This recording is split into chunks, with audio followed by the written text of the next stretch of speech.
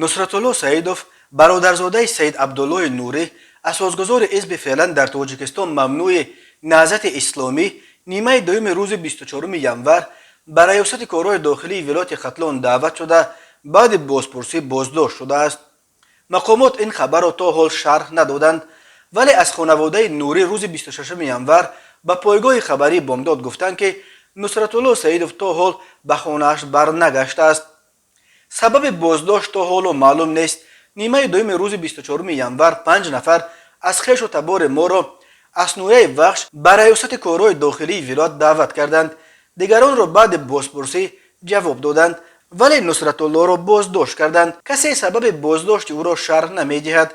گفتند از خانواده سید عبدالله نوری کمیته شهروندی نجات گروگانان و زندانیان سیاسی تاجیکستان بازداشت نصرتالله سعیدوف را ادامه فشار و تعقیب خانواده‌های مخالفین نامیده ذکر کرده است که بازداشت نصرتالله سعیدوف سالها در نویه وخش به دهقانی مشغول بوده به سیاست کاری نداشت.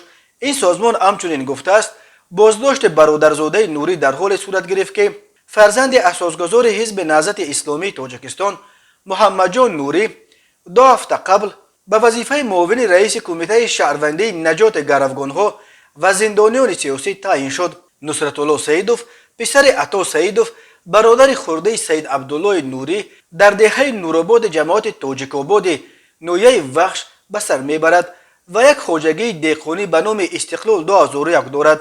نام او قبلا 4 سال پیش وقتی رسانه‌ای شد که روز 15 ینور سال 2018 در بام اداره خواجگی دهقانیش 5 پرچم سیاه داعش را پیدا کردند. در پی این حادثه بنا به خبرها حدود 10 نفر ساکنان این منطقه از جمله نصرتالله سعیدوف بازجویی شدند. خود او گفت بعد یک روز بازپرسی و معلوم شدن حقیقت حال آزاد شده است.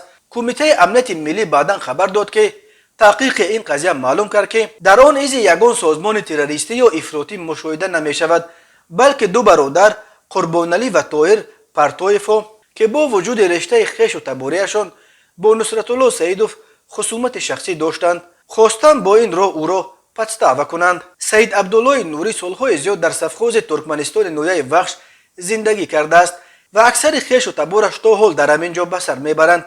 نوری که سالهای 1997 همچون رهبر اتحاد نیروهای مخالفین سازشنامه صلح را با پرزیدنت امامعلی رحمان امضا کرد و تا سال 2001 رئیس کمیسیون آشتی ملی بود. سال 2006 در سن 59 از عالم چشم پوشید. فعالیت حزب نهضت اسلامی تاجیکستان در تاجیکستان سال 2015 رسما منع گردیده.